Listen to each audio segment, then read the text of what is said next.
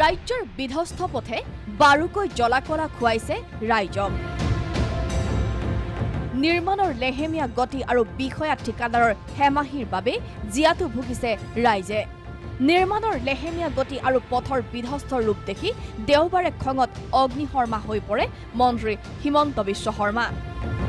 তিনিচুকীয়াৰ পৰা ডিব্ৰুগড় অভিমুখে আহি আছিল মন্ত্ৰী হিমন্তৰ কনভয়।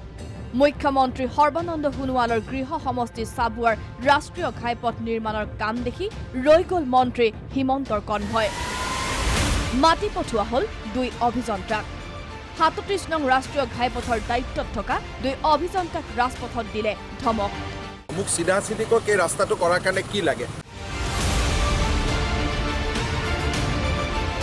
বৰষুণৰ অজুহাত দেখুৱালে অভিযন্তাই। কিন্তু অভিযন্তাৰ অজুহাতত নাৰাজ মন্ত্ৰী হিমন্ত বিশ্ব শৰ্মা। আপুনিতো মোক বুজাব লাগিব যে ছাৰ এইখিনি আমাৰ ষ্টেচত আমাৰ স্কোপত নাই। আপুনি মোক বাৰে বাৰে কৈছে 21 কিলোমিটাৰ স্কোপত আছে বুলি। আপোনাৰ কথাটো মিলা নাই নহয়।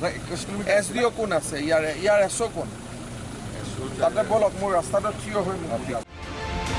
অৱশ্যে ডিব্ৰুগড়ত মন্ত্ৰী হিমন্তই ক'লে পথছোৱাৰ অৱস্থা বিধ্বস্ত নহয়। বিধ্বস্ত বুলি নকয়, অলপ মেৰামতি কৰিব লাগে। বিধ্বস্ত শব্দটো ডাঙৰ এডজেক্টিভ হয়, ইমান ডাঙৰ এডজেক্টিভৰ প্ৰয়োজন হোৱা নাই। গতিকে মোৰ মতেদি যিখিনি মেৰামতি কৰিব লগা আছে মই আজি চাই লম। চাবুৱাৰ পৰা জ্যোতিকা ফুকন ৰিপৰ্ট, প্ৰাগ নিউজ।